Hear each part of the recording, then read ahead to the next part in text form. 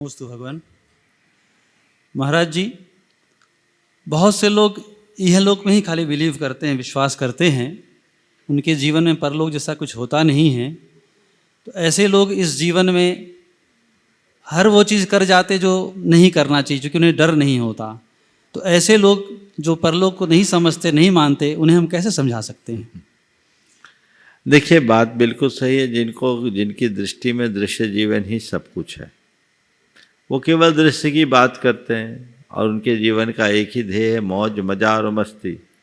खाओ पियो मौज उड़ाओ, इस दुनिया में आए हो, खाओ पियो मौज मनाओ, इस दुनिया में आए हो तो मज़े उड़ाओ। इसके अलावा उनका और कोई मकसद नहीं। उन्हें हम कुछ नहीं कह सकते, क्योंकि उनकी सोच पूरी तरह भौतिक है और भौतिक सोच से ग्रसित व्यक्ति के लिए धर्म अधर्म का कोई रोल नहीं होता। उनके लिए उनका कोई महत्ता और महिमा शेष नहीं रहती। आपने पूछा उनके लिए हम कैसे समझाएं। पंडित कैलाश चंद्र सिद्धांत शास्त्री ने एक घटना सुनाई। उन्होंने कहा था कि मैं ट्रेन में यात्रा कर रहा था, शाम का समय हुआ, अपना डब्बा खोलकर खाने बैठ गया। एक दूसरा व्यक्ति सामने बैठा था। बोले, ये सब क्यों कर रहे हो? परलोक के लिए? हाँ, परलोक के लिए कर। परलोक देखा है? परलोक देखा है? तो उन्होंने कहा, आपने देखा है? बोले, नहीं देखा। आपने देखा? बोले, नहीं देखा। बोले, देखिए वो मौलवी साहब थे। बोले, मौलवी साहब, परलोक ना हमने देखा ना आपने देखा, पर परलोक न हुआ तो हमारा कुछ नहीं बिगड़ेगा, पर कदाचित परलोक हुआ तो आप सोच लो आपका क्या होगा।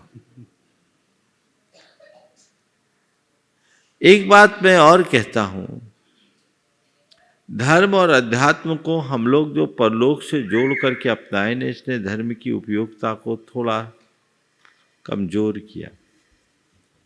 धर्म और अध्यात्म को लोक हित से जोड़ना चाहिए। परलोक से जोड़ना मेरे अर्थ में सही नहीं है। हम अपना धर्म यही जीवन को सुधारने के लिए कर रहे हैं, और जब मेरा यही जीवन सुधरेगा तो परभव तो अपने आप सुधरेगा।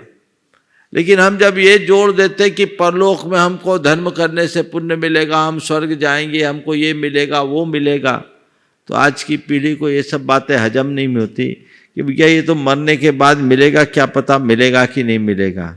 मैं आपसे कहता हूँ, किसी को ये मत बोलो कि धर्म करोगे तो मरने के बाद स्वर्ग मिलेगा। उन्हें ये समझाओ कि बेटा धर्म कर, जीते जी स्वर्ग बन जाएगा।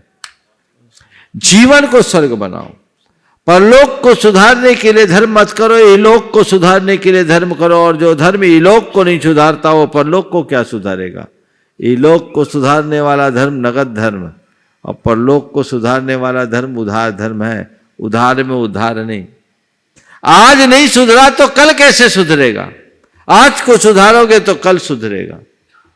इसलिए आज मैं धर्म कर रहा हूं तो अपने अंदर की आवेग संवेगों को नियंत्रित कर रहा हूं, अपनी भावनाओं पर अंकुश कर रहा हूं, आत्म संयम की क्षमता अपने भीतर विकसित कर रहा हूं, व्यक्तित्व की दुर्बलताओं को दूर कर रहा हूं, दुर्गुणों को दूर कर रहा हूं, दोषों का शमन कर रहा हूं और दुखों से मुक्त हो रहा हूं। हर पल निराकुलता का अनुभव। किसी ने एक बार मुझसे कहा, महाराज जी इस पंचम काल में मोक्ष नहीं है तो मुनि क्यों बने? बोले, मैं मोक्ष पाने के लिए मुनि बना ही नहीं। किसने बोला मोक्ष पाने के लिए बना? बोले, फिर महाराज जी मोक्ष पाने के लिए मुनि नहीं बने तो फिर मुनि क्यों बने? बोले, मैं अपनी मस्ती में जीने के लिए मुनि बना हूं और हर पल अपनी मस्ती में जीता हूं। ये मेरे जीवन का परम आनंद है और वही आनंद मुझे सुख देता है। और जो आज अपनी मस्ती में जी लेता है, जीवन की एक एक सांस मस्ती में गुजारता है, उसकी जिंदगी में हमेशा मस्ती ही बनी रहती है। एक दिन सिद्धों की श्रेणी में अपना स्थान बनाएगा और मस्ती पाएगा। क्यों ना हम धर्म के तात्कालिक लाभ को लोगों के बीच रेखांकित करें। आज मैं अच्छे से धर्म साधन करूंगा तो मेरे परिणाम निर्मल होंगे, मेरे भाव विशुद्ध होंगे, मेरी परिणति अच्छी होगी, मेरे व्यक्तित्व में निखार आएगा, मेरे चेतना का विकास होगा, गुणात्मक विकास होगा, परिवर्तन होगा और मैं सुखी जीवन जी सकूंगा। राग देश काम क्रोध लोभ मोह की दुर्वृत्तियों से बचना हर मनुष्य के लिए जरूरी है। कोई व्यक्ति कितना हो, बड़ा क्यों ना हो, जिसके मन में जितनी लालसा हो, जिसके मन में जितना अभिमान हो, जिसके मन में जितनी काम क्रोध की दुर्भावनाएं हो, उससे पतित मनुष्य संसार में कोई कहाँ होगा। तो इन सब से मुक्ति चाहिए तो हमें चाहिए कि हम जीवन की सच्चाई को समझें और आध्यात्मिकता को आत्मसात करके आगे बढ़ें।